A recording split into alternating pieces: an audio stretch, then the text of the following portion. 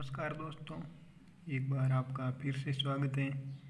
आज हम बात करेंगे मुग़ल साम्राज्य के पार्ट 2 में अकबर की। तो अकबर का जन्म 15 अक्टूबर 1542 में अमरकोट में हुआ था। राणा वीर साल के यहाँ इनका जन्म हुआ था। इनका राज्य अभिषेक कलानौर पंजाब में किया गया था। बचपन का नाम इसका बदरुद्दीन या जलाल था, इसलिए इन्हें मोहम्मद जलालुद्दीन अकबर भी कहते हैं। इसके संरक्षक थे बैरम खां। अगर बात की जाए इनके काल की प्रमुख घटनाओं के बारे में, तो पानीपत का दूसरा युद्ध इन्हीं के टाइम 1556 में हुआ था। तब बैरम खां ने हेमू को पराजित किया था और अकबर ने गाजी की उपाधि धारण की थी। और हेमू सिकंदर सूर के समय नमक का व्यापारी था। आदिल शाह सूर का वजीर या प्रधानमंत्री था। आदिल शाह सूर ने हेमू को विक्रमादित्य की उपाधि दी थी। हेमू ने 100 में से 22 युद्ध विजित किए थे।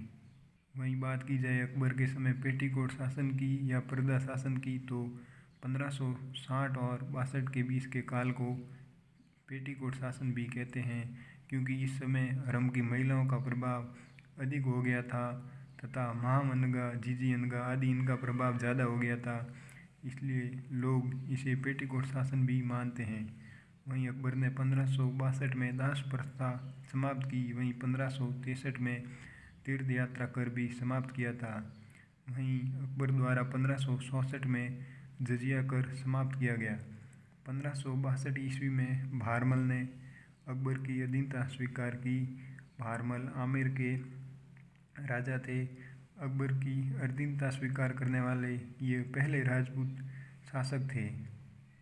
तो भारमल की पुत्री हरकाबाई, जिसे वो जो जोधाबाई के नाम से प्रसिद्ध हुई, उनका विवाह अकबर के साथ किया गया था। इसका नाम मरियम उस्मानी भी था। फिर अकबर के अभियानों की बात की जाए तो 1561-62 में इसके मालवा के अभियान में इसने साम्राज्य विस्तार की नीति से इसने मालवा पर पहला आक्रमण किया था। तब मालवा का शासक बाज बहादुर था। इसने अकबर की अधीनता स्वीकार की और अकबर के दरबार में आ गया, जो कि एक संगीतज्ञ था।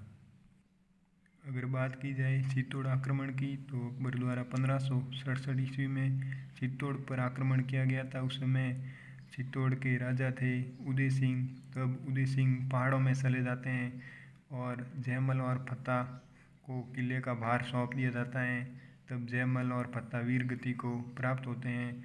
अकबर ने यहाँ 30,000 हिंदुओं का कत्लेआम किया था तथा इसने गाजी की उपाधि धारण की।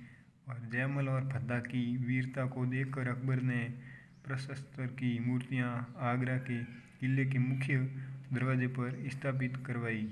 वहीं बात की जाए गुजरात अभियान की, तो जब 1572 में अकबर द्वारा आक्रमण किया जाता है, उस समय वहाँ के शासक मुजफ्फर थर्ड थे।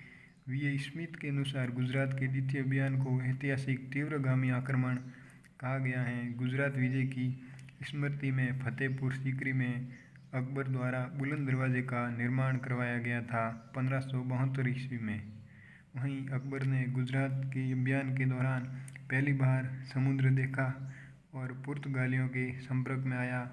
टोडरमल ने गुजरात में भू राजस्व सुधार लागू किए थे। वहीं 18 जून 1576 में अकबर द्वारा हल्दी घाटी का युद्ध लड़ा जाता है महाराणा प्रताप के विरुद्ध। उस समय अकबर का सेनापति मान सिंह था। इस युद्ध में अकबर की विजय होती है तथा इस युद्ध में अल-बदायूनी ने अपनी दाढ़ी को खून से रंगा था।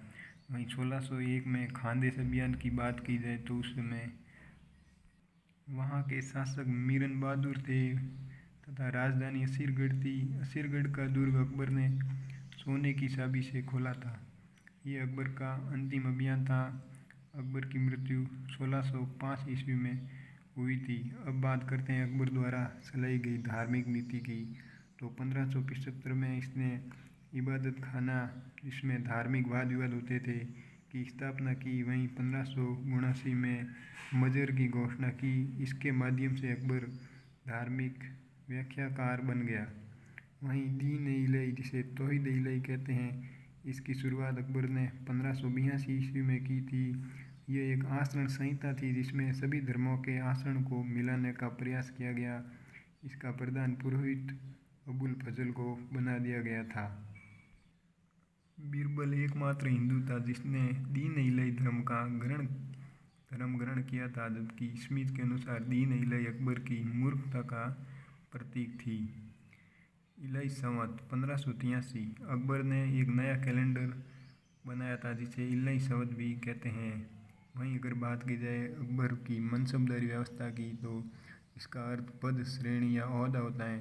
तो ये मंगलों की दशमलव प्रणाली के पर आधारित थी। वहीं मुगल प्रशासन का मूल आधार थी किसी अमीर सैनिक व असैनिक की स्थिति, वेतन, दायित्वों का अनुमान इसी मनसबदारी व्यवस्था के तहत किया जा सकता है।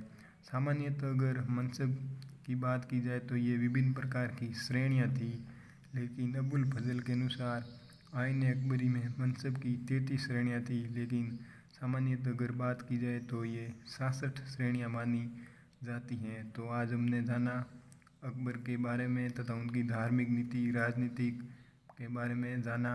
वीडियो अच्छी लगी हो तो दोस्तों चैनल को सब्सक्राइब कीजिए, वीडियो को शेयर कीजिए, लाइक कीजिए, कमेंट कीजिए। नमस्कार, जय हिंद।